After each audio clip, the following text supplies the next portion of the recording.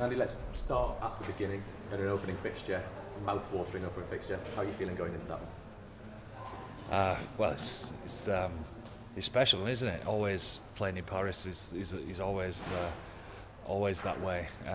To start the competition off on a Thursday night seems a bit strange, doesn't it? But it's exciting. It's still the same.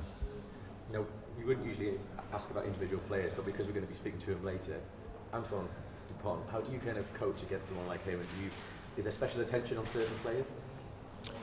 Well, you always have to be wary of individual talent, that's for sure, because that talent is what makes good teams tick. But at the same time, there's obviously traits of how you go after nullifying good players, and that tends to be a team effort. And obviously, rightly so, everyone is talking Anton up to be the best player in the world at this moment in time, and you tend to agree with that. So we know that we've got a big job in our hands to try and contain him.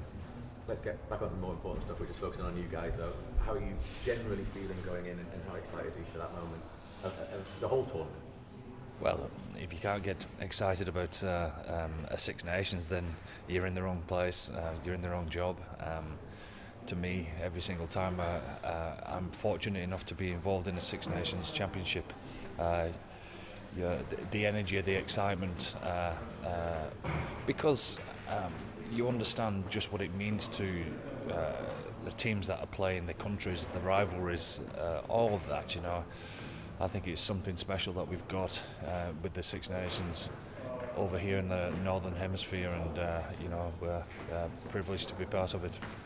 And it's kicking off, the Six Nations is kicking off a pretty incredible year for rugby this year with the Nations Championship, etc. So, it's a hell of a starting point. And what's it like to be involved in a year that's growing so rapidly, I guess? Well, it's a little bit of the unknown, isn't it? So that's exciting in general. And the Six Nations, the format has changed. Not only are we playing our first game on a Thursday night, but there's only one Farrell week this time round, which is a big shift. It would be a bit more demanding on squad, you would have thought. So let's see how that goes. And then, we run into a summer of completely different, travelling around, and we're fortunate enough to be playing Australia, New Zealand, and Japan.